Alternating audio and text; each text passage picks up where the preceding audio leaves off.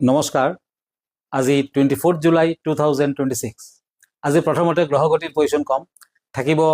আজিৰ দিনটোৰ যাত্ৰা শুভকৰ্ম আদি, দিনটোৰ ৰাশিফল, দিনটোৰ বিশেষ। আজি শনি বহি আছে মীন ৰাশিত, ৰাহু কুম্ভ ৰাশিত, চন্দ্ৰ বহি আছে বৃশ্চিক ৰাশিত।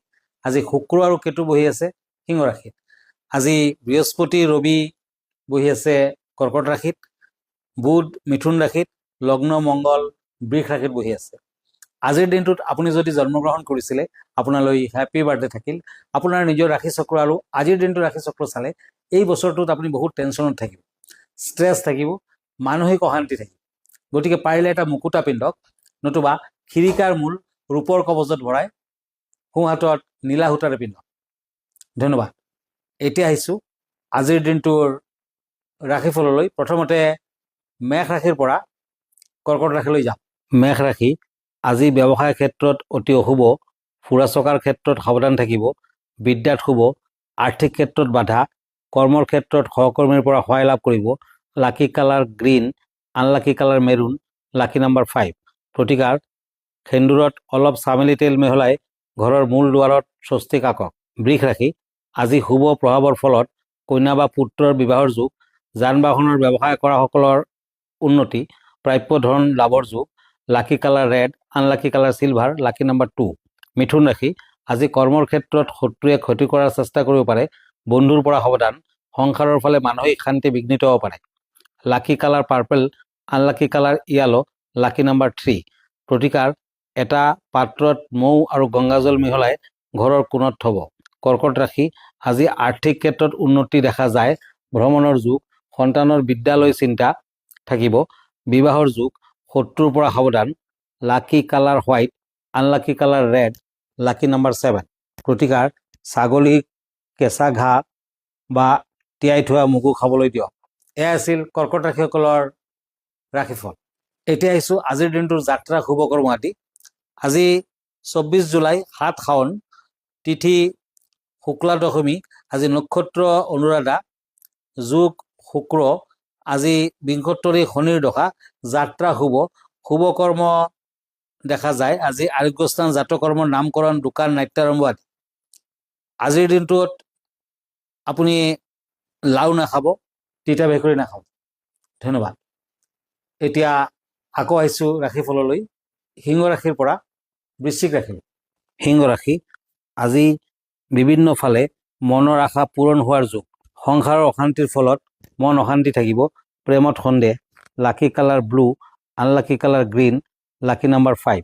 প্ৰতিকাৰ পাৰ চৰাইক সৰিয়হ গুটি খাবলৈ দিয়ক। কন্যা ৰাশি, আজি ৰাজনৈতিক ক্ষেত্ৰত উন্নতিৰ যুগ, যাত্ৰা নকৰাই ভাল, আৰ্থিক দিশত মধ্যম, বিদ্যাৰ্থীসকলে ভবামতে ফল নাপাব। Lucky colour maroon, unlucky colour blue, lucky number 4। তুলা ৰাশি, আজি মানসিক চঞ্চলতাৰ কাৰণে দিনটো কৰ্মৰ ক্ষেত্ৰত জটিলতাই দেখা দিব পাৰে, টকা পইচা লেনদেন নকৰাই ভাল, বিদ্যাত শুভ। Lucky colour golden, unlucky colour purple, lucky number 1। প্ৰতিকাৰ হনুমান মন্দিৰত চামেলি তেল আৰু সেন্দুৰ অৰ্পণ কৰক। বৃশ্চিক ৰাশি, আজি নিজৰ কোনো মানুহ শত্ৰু হৈ উঠিব পাৰে, যান বাহনৰ পৰা সতৰ্ক থাকিব, চাকৰিয়ালসকলে দিনটো মানসিক চিন্তাত ভুগিব, বিদ্যাত উন্নতি। Lucky colour black, unlucky colour pink, lucky number 2। এয়া আছিল বৃশ্চিক ৰাশিসকলৰ ৰাশিফল। এতিয়া যাম আজিৰ দিনটোৰ বিষয়লৈ। আজিৰ বিষয় হ'ল উভতনি ৰথ। মনত ৰাখিব, আজি উভতনি ৰথ উল্টা ৰথ, গতিকে সেই বিষয়ে দুআষাৰ কম। আচলতে আজি 24 জুলাই 2026 চনৰ 24 জুলাই উল্টা ৰথ, আৰু সকলোৱে আজি উলহ মালহেৰে উল্টা ৰথ পালন কৰিব। উল্টা ৰথ যিটো জনপ্ৰিয়ভাৱে বাহুৰা যাত্ৰা বুলি জনা যায়, 8 দিনৰ পাছত গুণ্ডিচা মন্দিৰৰ পৰা পুৰীৰ জগন্নাথ ৰথযাত্ৰাৰ ৰথসমূহৰ উভতনি যাত্ৰা। আহাৰ মাহৰ 7ম দিনৰ পৰাই উভতনি যাত্ৰাৰ প্ৰস্তুতি আৰম্ভ হয়। গুণ্ডিচা মন্দিৰত ৰাতিপুৱাৰ পূজাৰ পিছত 3গৰাকী দেৱ দেৱীক অৰ্পণ কৰা 3ডাল মালা উলিয়াই অনা হয় আৰু শাৰদা বালিত ৰখা 3খন ৰথ পবিত্ৰ কৰা হয়। দক্ষিণ মূৰ প্ৰথা, উভতনি যাত্ৰাৰ বাবে ৰথকেইখন দক্ষিণ দিশলৈ মুখ কৰি ঘূৰাই দিয়া হয়। এই ঘূৰোৱা কামটো অত্যন্ত কাৰিকৰী আৰু ৰথ নিৰ্মাতাসকলৰ অংশগ্ৰহণেৰে বিশেষজ্ঞৰ নিৰ্দেশনাত বিশেষ সঁজুলি ব্যৱহাৰ কৰি সম্পন্ন কৰা হয়। প্ৰয়োজনীয় ধৰণে অৱস্থান নকৰালৈকে সকলো ৰথ আধা মাইল টানি নিয়া হয়। উভতনি যাত্ৰাৰ বাবে ৰথসমূহৰ সাধাৰণতে বৰ ধুনীয়াকৈ সজোৱা হয় আৰু সুভদ্ৰাৰ ৰথ দেৱদলন মাজত, বলভদ্ৰৰ ৰথ তালধ্বজ পশ্চিম দিশত আৰু জগন্নাথৰ ৰথ নন্দীঘোষ পূব দিশত থাকে।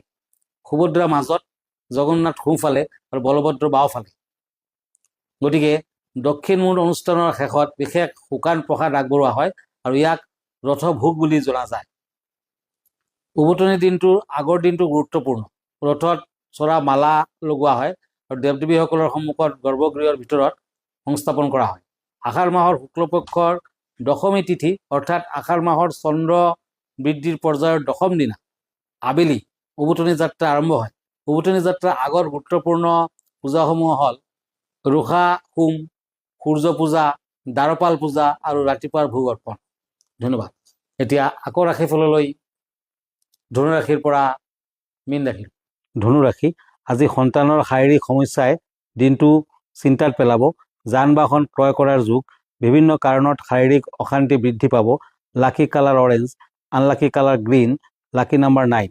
প্ৰতিকাৰ, 5জন সৰু ল'ৰা ছোৱালীক ৰুমাল আৰু খুচুৰা পইচা দান কৰক। মকৰ ৰাশি, আজি চাকৰিৰ ক্ষেত্ৰত কোনো জটিলতাই দেখা দিব পাৰে। বিদ্যাৰ্থীৰ শাৰীৰিক সমস্যাৰ কাৰণে বিদ্যাৰ ক্ষেত্ৰত বাধা। দূৰ ভ্ৰমণৰ যুগ। Lucky colour pink, unlucky colour grey, lucky number 7। কুম্ভ ৰাশি, আজি দিনটোত কামৰ ব্যস্ততা বৃদ্ধি পাব। আৰ্থিকত শুভ। যাত্ৰা নকৰাই ভাল। প্ৰেম আৰু দাম্পত্য জীৱনৰ জটিলতা দেখা যায়। Lucky colour yellow, unlucky colour maroon, lucky number 3। প্ৰতিকাৰ, বগলামাৰ মন্দিৰত হালধীয়া ফুল আৰু মিঠাই অৰ্পণ কৰক। মীন ৰাশি, আজি সংসাৰৰ ফালে মানসিক শান্তি বিঘ্নিত হ'ব পাৰে। যান বাহন চলাওঁতে সাৱধান। বন্ধুবৰ্গৰ পৰা সহায় লাভ কৰিব। Lucky colour silver, unlucky colour black, lucky number 6। এয়া আছিল মীন ৰাশিসকলৰ ফলাফল। আপুনি যদি ব্যক্তিগতভাৱে মোৰ লগত লগ ধৰিব খুজিছে, আমাৰ ঠিকনা astrologer Cheiro young, ৰত্নকুবেৰ জামচাইন jewellery, Paltan বজাৰ, মণিপুৰী বস্তি, গুৱাহাটী 7। ফোন নম্বৰটো হ'ল 8822911171। ধন্যবাদ, নমস্কাৰ।